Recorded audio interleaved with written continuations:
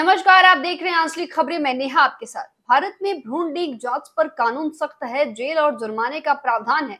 लेकिन सवाल यह है कि इन कानूनों के बावजूद भी भ्रूण हत्या का ये काला कारोबार थमने का नाम क्यों नहीं ले रहा? क्यों आज भी मासूम बेटियों को जन्म लेने से पहले ही मौत के घाट उतार दिया जाता है? आखिर क्यों हमारी व्यवस्था झोला छाप डॉक्टर और फर्जी पैथोलॉजी सेंटरों पर शिकंजा कसने में नाकाम है? क्या कानून सिर्फ कागजों तक ही सीमित रह गया है? क्यों बेटियों का हक पेट में ही छीन लिया जाता है?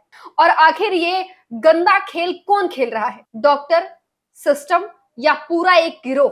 ताजा मामला अमरोहा जनपद के हसनपुर कोतवाली क्षेत्र के एक गांव करण खाल से सामने आया है। गांव में उस वक्त हड़कंप मच गया जब हरियाणा से आई टीम ने पुलिस और स्वास्थ्य विभाग के सहयोग से एक अवैध अल्ट्रासाउंड सेंटर का भांडाफोड़ किया। आरोपी देवेंद्र सिंह, जो पेशे से झोला छाप डॉक्टर हैं, अपने ही घर के अंदर एक फर्जी और अवैध अल्ट्रासाउंड सेंटर चला रहे थे। बताया जा रहा है कि वह न केवल भ्रूण लिंग परीक्षण करता था, बल्कि भ्रूण हत्या जैसे घिनौने अपराध में भी शामिल था। छापेमारी में देवेंद्र सिंह रंगे हाथों पकड़े गया और एक महिला को भी हिरासत में लिया गया। मुख्य चिकित्सक अधिकारी डॉक्टर सत्यपाल सिंह, हरियाणा टीम को गुप्त सूचना मिली थी। हापुड़ के एक व्यक्ति की मदद से जाल बिछाया गया और अमरोहा स्वास्थ्य विभाग के सहयोग से छापेमारी कर आरोपी को गिरफ्तार किया गया। घर के अंदर छुपा था मौत का धंधा, अल्ट्रासाउंड सेंटर या हत्या का अड्डा। कैसे कानून को धत्ता बनाकर खुलेआम बेटियों की हत्या का सौदा धड़ल्ले से चल रहा है? और क्या सिर्फ देवेंद्र ही दोषी हैं या इसके पीछे एक पूरा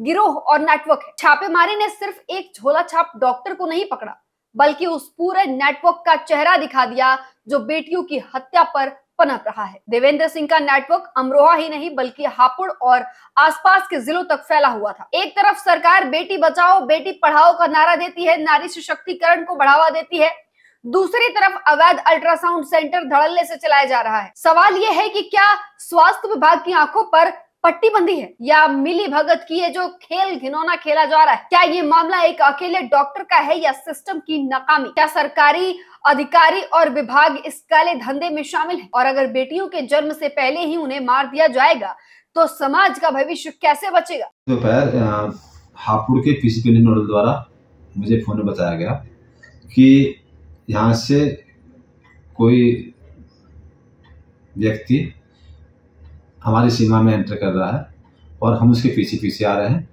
वो उसको बताया गया था कि वो हरियाणा की टीम, रोहतक की टीम ने उनको इन्फॉर्म किया था कि एक आदमी पीछा करते करते हम इसको अल्ट्रासाउंड के लिए वो कहीं जा रहा है कहीं, और उसके पीछा करते करते हम पहले हापुड़ में आए, वो उसके बाद में फिर वो उन्होंने बताया कि वो अमरोहा में आ रहा है। जैसे वो इधर टीम उनकी हापुड़ की टीम अमरोहा में घुसी है, वैसे ही हमने अपने यहाँ के नोडल को, किसी के नोडल को गजरोला भेज दिया है। और गजरोला से वो टीम उनको जो एक व्यक्ति था उसमें हापुड़ का, वो उसको लेके हसनपुर गया है और वहाँ पर जाके एक गांव है फिर करणपुर खाल हसनपुर के पास में, वहाँ पर देवेंद्र सिंह नाम का एक FS6 व्यक्ति पोर्टेबल अल्ट्रासाउंड मशीन से अपने घर में, गाँव में अपने घर में अल्ट्रासाउंड कर रहा था HD के लिए।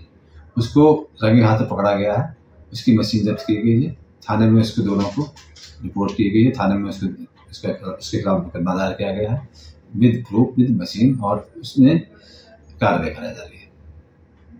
PCPNDT अधिनियम साफ ये कहता है कि भ्रूण लिंग जांच अपराध है, लेकिन इस कानून के बावजूद भी आए दिन ऐसी खबरें सामने आती हैं। क्यों नामी अस्पताल और पैथोलॉजी पर कोई कार्रवाई नहीं की जा रही? प्रशासन क्यों मजबूर है? अवैध लिंग जांच न केवल अपराध है बल्कि हमारे समाज की मानसिकता पर भी सवाल उठाता है। ये केवल कानून का उल्लंघन नहीं बल्कि बेटियों के अस्तित्व पर हमला है। सबसे बड़ी विडंबना ये है कि ऐसे मामलों का पर्दाफाश ज्यादातर बाहरी टीम करती है, स्थानीय प्रशासन नहीं कर पाता। क्या हमारी बेटियां सिर्फ पेट में मरने के लिए होती हैं? क्या कानून की ताकत अपराधियों तक नहीं पहुंचती? और क्या सरकार सिर्फ नारे देकर अपनी जिम्मेदारी पूरी कर लेती है? देवेंद्र सिंह और उसकी महिला साथी हिरासत में है, पुलिस पूछताछ कर रही है।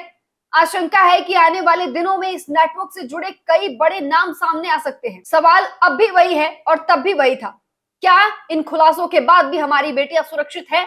ये मामला सिर्फ अमरोहा का नहीं, ये हमारी व्यवस्था का आईना है। जब तक कड़ी सजा और सख्त निगरानी नहीं होगी, तब तक बेटियों के अस्तित्व पर इस तरह से सवाल उठता रहेगा और खतरा बना रहेगा। क्या इस बार आरोपी सजा पाएंगे? फिर मामला दबा दिया जाएगा? क्या सरकार सच में इस गंदे खेल का अंत करेगी या सिर्फ नारेबाजी होगी? और क्या जनता बेटियों की सुरक्षा के लिए आवाज उठाएगी? ये सिर्फ एक खबर नहीं है, ये एक चेतावनी है। अगर हम आज नहीं जगे तो कल हमारी बेटियां सो जाएंगी मौत की नींद जो कभी नहीं खुलती। अगर आप चाहते हैं कि बेटियों का हक सुरक्षित रहे तो इस वीडियो को ज्यादा से ज्यादा शेयर कीजिए और कमेंट में हमें जरूर बताइएगा कि इस पूरे सिस्टम का दोषी सिर्फ अपराधी है या फिर कुछ और। हमारे चैनल को सब्सक्राइब करना ना भूलें ताकि आपको और भी ऐसी खबरें और ग्राउंड रिपोर्ट और जमीनी हकीकत से आपको रूबरू करवाते रहें। और देखिए, सबसे बड़ी बात इस खबर में सबसे बड़ी बात यह रही कि एक महिला कर्मी भी खुद एक माँ होगी, एक बहन होगी, एक बेटी होगी, एक पत्नी होगी, लेकिन इस गिरोह में एक महिला भी शामिल है। तो सबसे शर्म की बात यही है कि एक महिला होने के बावजूद भी ना जाने कितनी होने वाली भविष्य की महिलाओं का जान ले रही है। फिलहाल के लिए बस इतना ही। जुड़े रहिए हमारे साथ और देखते रहिए आंचलिक खबरें, अपनों की खबर आप तक।